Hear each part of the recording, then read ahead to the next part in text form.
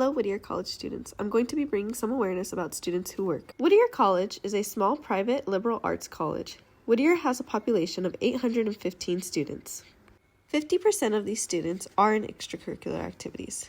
The students at Whittier College are made up of very diverse backgrounds. 44.9% of the students are Hispanic, 31.6% are white, 10.2% are Asian, 5.1% are Black, and 8% are listed as other. Stress is largely prevalent on a college campus, especially for students who work. It is important for students to hear information that can help them make decisions in the next 4 years.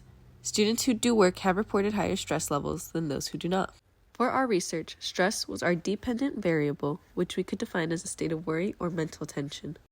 The research we conducted was non-experimental, meaning we couldn't manipulate any of the variables. We used a convenient sample, which is people who were easily accessible to collect data from. We also attached an informed consent so that students knew what they were doing before they started.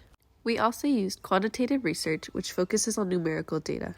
To do this, we used a 20-item Likert scale questionnaire measuring stress.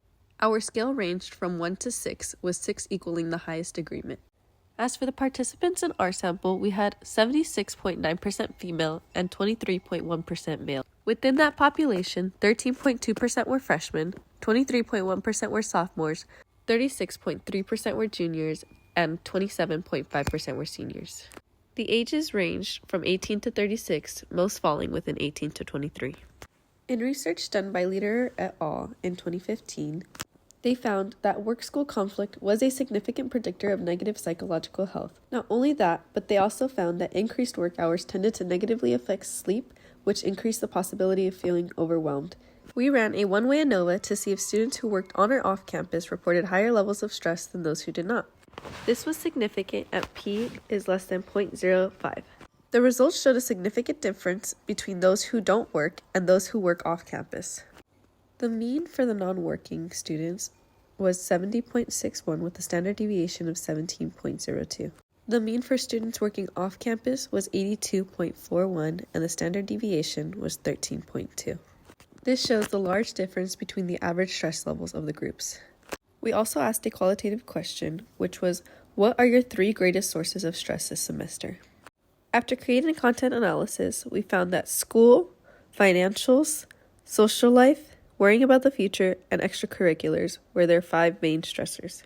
In research done by Ross et al., we found many similarities. An increased class workload was one of the biggest stressors, as well as financial difficulties. They explained that many college students, no matter their year in school, often deal with pressure.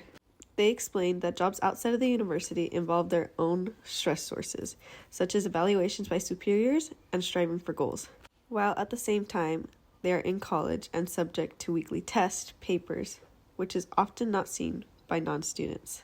One of our limitations was a small sample size, which can increase the likelihood of a type 2 error.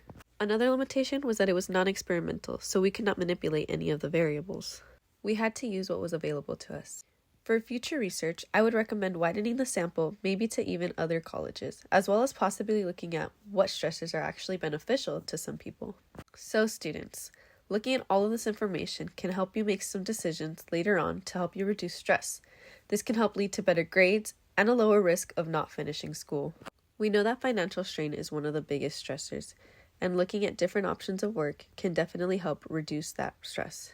Thanks for watching. Bright Insight can't wait to see you again when we dive further into what can be beneficial stressors versus harmful stressors.